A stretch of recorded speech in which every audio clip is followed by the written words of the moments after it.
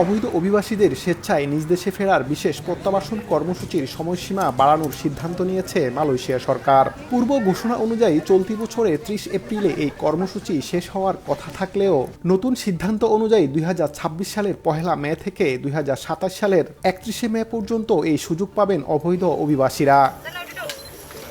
অভিবাসন বিভাগের মহাপরিচালক জাকারিয়া বিন শাবান জানিয়েছেন, কর্মসূচির আশাব্যঞ্জক সাফল্য এবং অবৈধ অভিবাসীদের সংখ্যা হ্রাসে এর কার্যকারিতা বিবেচনা করেই এই মেয়াদ বাড়ানো হয়েছে। তবে দেশটির সরকারের পক্ষ থেকে জানানো হয়েছে, দেশটিতে নতুন করে আর কোনো সাধারণ ক্ষমার আওতায় বৈধকরণ কর্মসূচি শুরু হচ্ছে না। মালয়েশিয়ায় অবৈধভাবে অবস্থানের জন্য ৫০০ রিঙ্গিত, পাসের শর্ত ভঙ্গের জন্য ৩০০ রিঙ্গিত এবং স্পেশাল পাস ফি হিসেবে ২০ রিঙ্গিত দিতে হবে।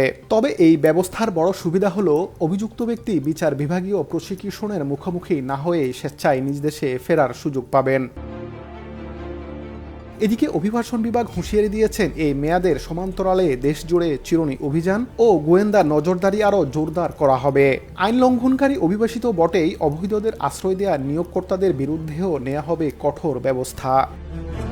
মোহাম্মদ আব্দুল কাদের, সময় সংবাদ, কুয়ালালামপুর, মালয়েশিয়া।